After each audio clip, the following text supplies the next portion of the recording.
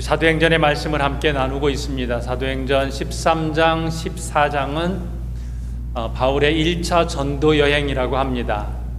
수리아 안디옥에서부터 출발해서 바나바의 고향인 구브로 섬에 가서 복음을 전합니다. 살라미와 바보에 이르는 동안에 거기에서 어느 총독을 전도하고 또 거기에서 방해도 있었지만 복음을 잘 전하고 밤빌리아에 있는 버가에 가서 거기서 또 복음을 전합니다.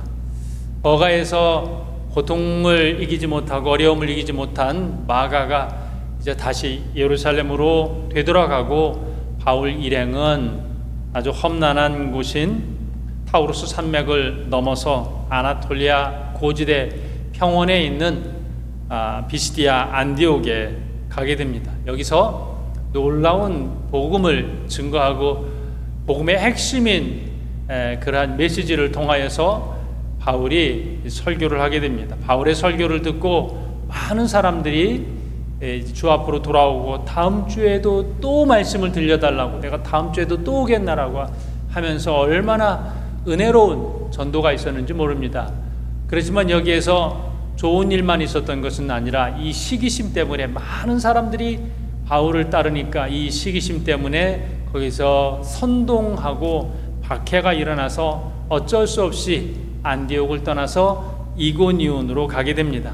이 이고니온 지역은 안디옥에서부터 180km 떨어진 쉽게 갈 수 있는 그러한 거리는 아닙니다.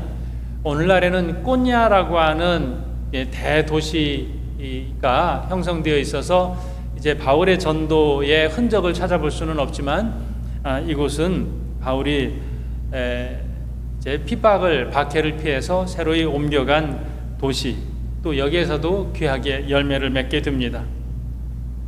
이렇게 긴 여정 속에서 전도의 여행 가운데에서 우리가 생각하게 되는 것은 하나하나 도시를 옮겨가는 그 여정이 쉽지 않았다는 거예요. 배를 타고 구브로로 가고 구브로에서 버가에 이르는 동안은 그럭저럭 괜찮았습니다. 견딜만 했어요. 물론 그것도 못 견디겠다고 하면서 마가가 떠나기는 했지만, 그런데 이제 타우루스 산맥을 넘어가면서 그리고 안디옥에서 거친 박해를, 반대를 받으면서 이렇게까지 고난을 당하는데 바울이 포기를 하지 않았다고? 그가 복음 전파하는 데 있어서 멈추지 않고 쭉 추진력 있게 밀고 나아가게 되거든요. 도대체 무엇이 바울로 하여금 이렇게 끊임없이 복음을 전할 수 있게 만들었을까? 오늘 5절의 말씀을 보면 이방인과 유대인과 그 관리들이 두 사도를 모욕하며 돌로 치려고 달려드니, 이게 쉽지 않은 상황입니다.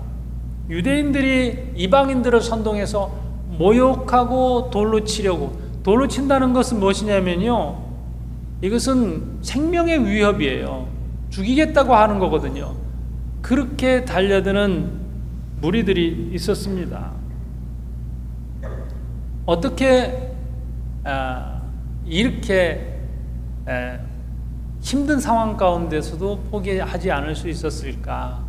마가를 보면 이 요한 마가는 버가에서, 물론 그 지역이 습지대이고 늪지대가 있어서 모기도 많고 또 말라리아와 같은 그러한 질병을 얻을 수도 있어서 그때 좀 많이 고생을 했을 것 같다라는 추측은 하지만 이러기까지 그 험난한 과정을 잘 이겨나온 비결은 어디에 있었을까? 어떻게 그는 멈추지 않고 진취적으로 사역을 계속할 수 있었을까?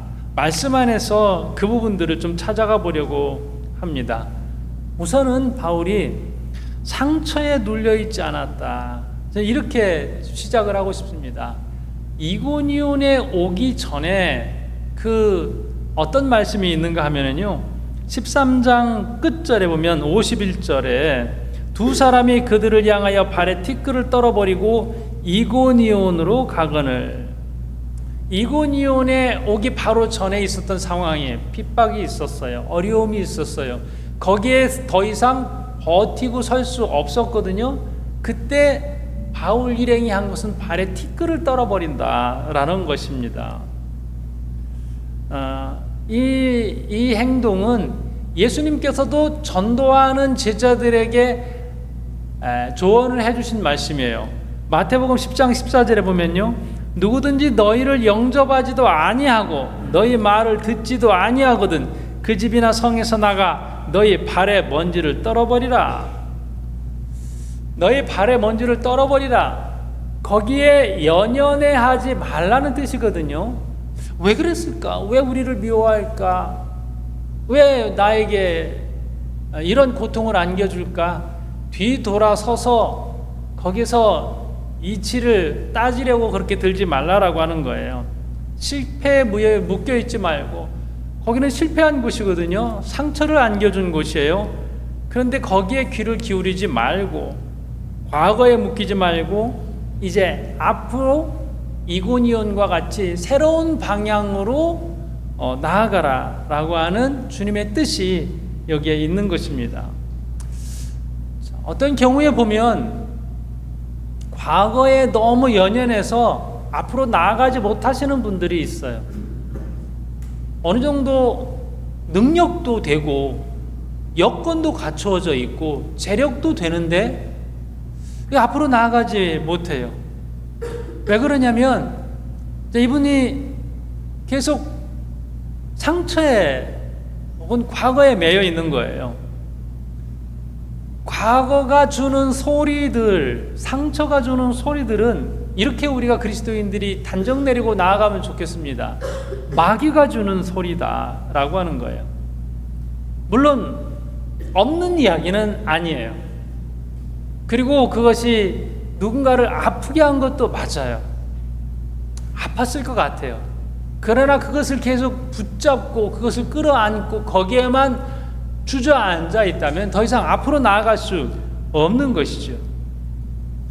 누군가와 대화를 하면 요즘은 그런 일들이 좀 많아진 것 같아요. 여러분, 1, 20년 전에만 하더라도 우리의 대화 가운데 상처 혹은 트라우마 이런 이야기가 그렇게 많지 않았어요. 요즘은 우리가 어떤 부분을 주저할 때에 누구의 말 때문에 내게 상처가 되었어요. 내가 그 사람 보는 것이 너무 힘들어졌어요 라고 하는 분들이 굉장히 많아졌습니다. 물론 누구의 말 때문에 상처받을 수 있고 인격적으로 모독을 당할 수도 있고 또 그 상황에서 억울한 일을 당할 수도 있습니다. 그러나 우리는 누구냐 하면 우리는 그리스도인이거든요. 그리스도인은 그리스도의 음성에 귀를 기울이는 사람이에요.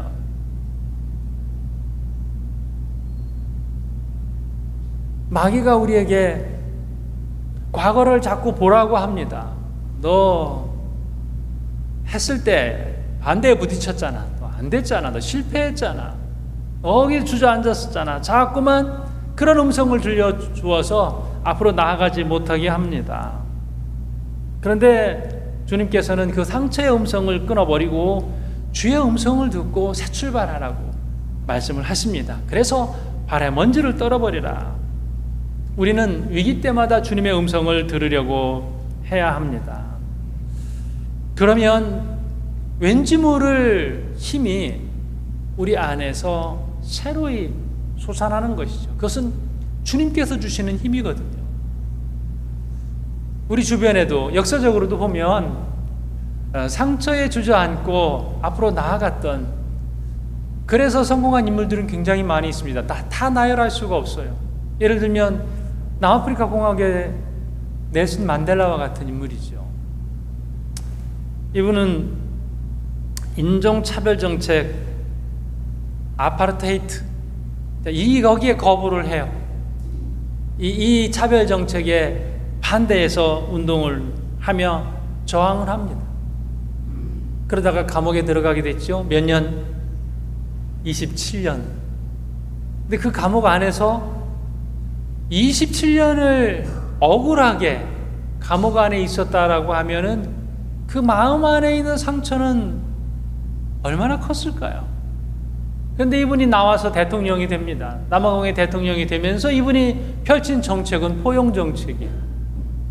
백인들을 끌어안습니다. 물론 그 과정에 많은 이야기들이 있고 끌어안는 것도 어떻게 끌어안을 것인가에 대한 부분도 있지만은 분명한 것은 그의 억울함이 상처가 되어서 그의 인생을 짓밟히게 하고 거기에 주저앉아 있게 하지 않았다는 거거든요. 그래서 그는 노벨 평화상을 받고 또 존경하는 인물이 됩니다. 그런가 하면 우리나라에 이지선과 같은 분이 있을 거예요. 크리스찬이에요. 20대 자동차 7중 추돌 사고로 인해서 자동차 화재로 그 안에서 겨우 목숨을 건집니다. 3도 화상을 입고 몸에 55% 화상으로 인하여서 생명을 건졌다는 것만으로도 대단하죠. 엄지손가락만 남겨두고 나머지 손가락을 다 절단할 수밖에 없었어요. 미국을 오가면서 정말 수없는 피부 이식 수술을 해가면서 그렇게 살았습니다. 그런데 여기에서 상처에서 머물러 있지 않고 또 미국을 오가면서 석사학위, 박사학위 받으면서 한동대학교 교수를 거쳐서 지금 2대 교수로 사람들에게 선한 영향력을 행사합니다. 사람들이 놀라는 것은 화재가 나기 전에 얼마나 아름다웠는지에 대한 사진. 그런데 이분은 그 사고에, 그 상처에, 그 미모에 과거에 매이지 않고 지금 나의 인생이 얼마나 찬란하고 귀한가, 사명을 깨닫고 또 사람들에게 선한 영향력을 행사합니다. 많죠. 너무 많죠. 그런데 이것이 어느 위대한 인물에 대한 이야기가 아니라 나에 대한 이야기가 되어야 할 것입니다. 아프리카의 어느 대통령 이야기가 아니라 사도행전 말씀을 읽고 있는 나의 이야기, 과거의 다른 사람 이야기가 아니라 나의 이야기가 되는 것이죠. 이렇게 하기 위해서는 발의 먼지를 떨어버리는 이 행동, 과거의 상처와 아픔에 매여 있어서 그것이 내 머릿속에서 계속 메아리치게 내버려두지 않고 떨어버리고, 이거는 마귀의 음성이다, 이것은 하나님의 음성이 아니다, 떨어버리고 주님께서 내게 맡겨주신 사명 붙잡고 앞으로 나아가는 것, 이것이 우리의 방향인 줄로 분명히 믿습니다. 그래서 우리 그리스도인들이 선언하는 것이죠. 나는 이제부터 하나님의 음성에 귀를 기울이겠다. 나는 이제 과거를 붙잡게 만드는 사단의 음성에 더 이상 귀를 기울이지 않겠다. 이것은 우리의 선언으로 가능한 거예요. 상처도 때로는 내가 끌어당길 때가 있어요. 그냥 우리는 다른 사람에게는 조언을 이렇게 해줘요. 아이 뭐 그런 거 가지고 그렇게 신경 쓰냐고. 근데 나에게 적용할 때는 참 유약하게 적용할 때가 많이 있거든요. 이 말씀이 우리에게 실제가 되고 온전히 적용될 수 있기를 주님의 이름으로 축복합니다. 그리고 또 하나, 바울은 어디를 가나 성령 충만해서 설교를 했어요. 자, 마지막 절 13장 마지막 절이에요. 제자들은 기쁨과 성령이 충만하니라. 자, 이고니온에 도착했어요. 어떻게 도착했냐면 상처를 떨어버리고 도착했어요. 그거에 매이지 않아요. 비시디아 안디옥에서 얼마나 성공했는지에 대해서 그것도 다 뒤로 하고, 또한 성령과 기쁨이 충만한 상태에서 새로운 도시로 들어가게 된 것입니다. 성령과 기쁨이 충만했다라고 하는 것, 이것은 아주 가득 차 있다는 것이죠. 그 다른 어떤 부정적인 것이 그 안에 들어가 있지 않아요. 컵에 물이 가득 차 있다라고 하는 것은 이제 거기에 다른 것이 들어갈 여지가 없다라고 하는 거거든요. 그럼 차고 넘치는 거예요. 충만하다는 것은 차고 넘치는 거예요. 이것이 가득해 있기 때문에 그 어떤 위협과 반대에도 굴하지 않을 수 있는 것입니다. 이것으로 가득 차 있어서 성령이 충만하기 때문에 이제 억지로 하는 것도 아니에요. 끌려서 하는 것도 아니에요. 마지못해서 하는 것도 아니에요. 그냥 즐겁고 기쁘고 좋아서 그렇게 내 몸과 이게 다 움직이는 것이죠. 바울이 전도 여행할 때 이렇게 됐습니다. 주님께서 안디옥으로 가고 이고니온으로 가고 그 다음에 루스드리아로 가라고 일정표 알려주신 것이 아니에요. 어디까지 갈지 몰라요. 그러나 주님께서 멈추게 하시기 전까지는 계속 나아가는 거예요. 만약에 우리가 지도를 펼쳐놓고 여기까지 가야 된다라고 했으면 언제 여기 가나? 저 도대체 몇 킬로야? 며칠을 더 가야 돼요? 이런 생각을 했을 텐데 바울은 전혀 그렇게 하지 않았다는 것이다. 어디든지 주님께서 인도하시는 대로 포기하지 않고 나아갈 그러한 힘이 그 안에 있었어요. 이게 뭐냐면 성령 충만이에요. 안에 성령이 가득해 있었던 것이죠. 오늘 우리도 이와 같은 것입니다. 자, 이 일을 어떻게 감당할 수 있었는가 하면은요, 오늘 3절 말씀에 보면 이렇게 되어 있습니다. 두 사도가 오래 있어 주를 힘입어 담대히 말하니. 주를 힘입어, 이것은 힘의 근원이 어디에 있느냐라는 말씀이에요. 주님께 있다는 것이죠. 주님으로부터 힘을 얻었다라고 하는 거예요. 주님만 바라보았다라고 하는 말씀으로 생각해 볼 수 있습니다. 만일 바울이 핍박을 받으면서 핍박한 사람들을 바라보았다면요, 저 사람들 왜 저럴까? 왜 우리를 핍박할까? 왜 저렇게 시기심이 가득할까? 왜 자기들만 안 믿으면 그만이지 왜 이방인들까지 선동을 해서 우리가 가는 길을 방해를 할까? 왜 그럴까? 왜 저럴까? 왜 나를 이렇게 고통을 줄까라고 하는 거기에 시선을 두면서 이유를 생각을 했더라면 그들은 아마 선교 여행에서 실패했을 것입니다. 그런데 그 반대하고 선동하는 무리들은 여전히 그대로 있어요. 줄어들지가 않아요. 오히려 더 강도가 강해져요. 그런데 바울은 시선을 바꿨던 것이죠. 나를 고통스럽게 하고 아프게 하는 데에 시선을 두지 않고 주님께 시선을 둔 거예요. 문제는 여전해요. 아픈 건 아픈 거예요. 내 시선을 바꿨다라는 거거든요. 주님만 바라보았다. 스데반도 똑같아요. 스데반이 돌에 맞아 죽죠. 그런데 누가 돌로 쳤을까? 내가 알던 사람들이거든.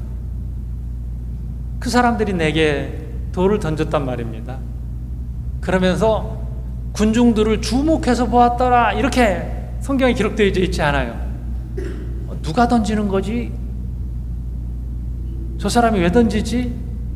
그 사람들을 바라보지 않고 성경에 뭐라고 기록되냐면요, 하늘을 우러러, 땅을 보지 않고 고통을 안겨주는 그 사람을 보지 않고 하늘을 우러러 주님을 바라보았다, 이렇게 기록되어져 있습니다. 그 결과 스데반은 천사의 얼굴을 했다고 성경에 기록되어져 있습니다. 골로새서 3장 1절 말씀 보면요, 그러므로 너희가 그리스도와 함께 다시 살리심을 받았으면 위의 것을 찾으라. 거기는 그리스도께서 하나님 우편에 앉아 계시느니라. 위의 것을 찾으라.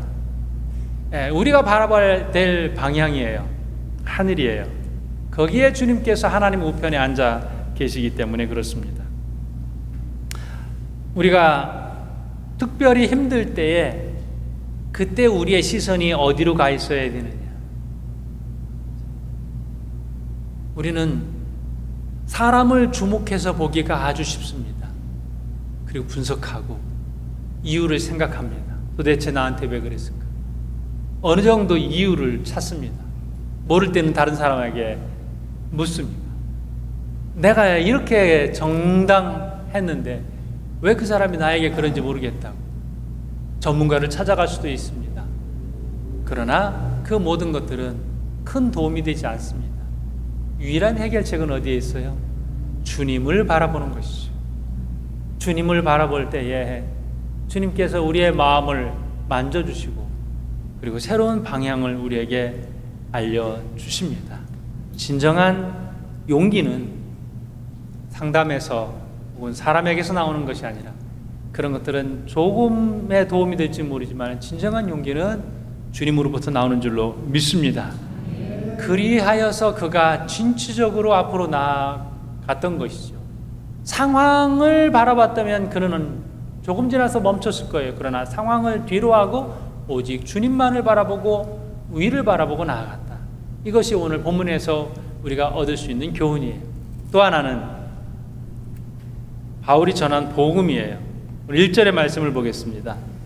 이에 이고니온에서 두 사도가 함께 유대인의 회당에 들어가 말하니 유대와 헬라의 허다한 무리가 믿더라.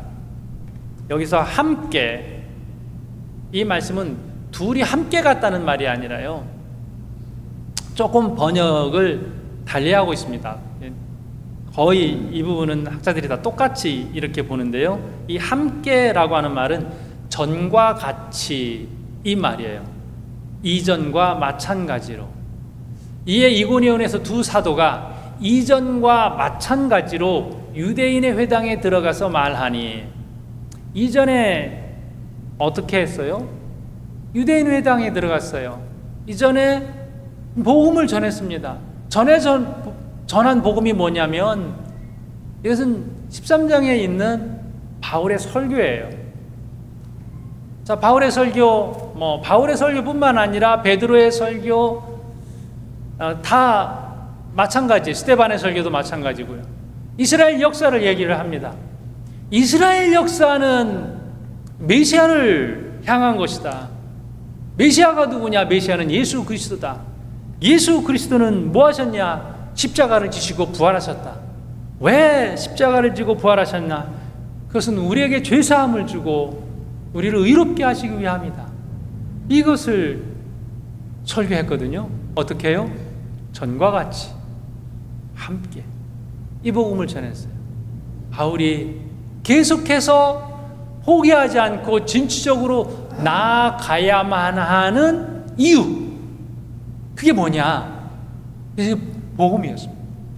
이걸 전하는, 나에게 온 복음, 나를 살게 한 이 복음, 이것을 또 이고니온에서도 전해야 하기 때문에, 또 루스디아에서도 전해야 되기 때문에 핍박이 온다고 해서 거기서 멈추고 포기하지 않았던 것입니다.